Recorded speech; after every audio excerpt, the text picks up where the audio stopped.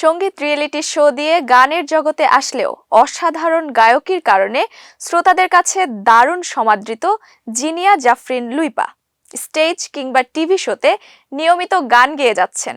তবে সেই সব অনুষ্ঠানে নিজের গান কমই পরিবেশন করেন।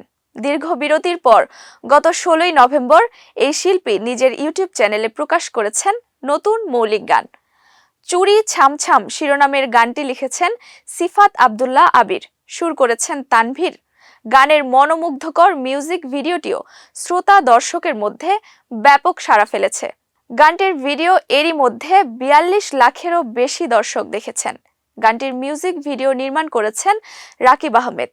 গানে মডেল হিসেবে পারফর্ম করেছেন মডেল অভিনেত্রী রুকাইয়া জাহান চমক। এদিকে এখন নিয়মিত স্টেজ শো করছেন লুইপা।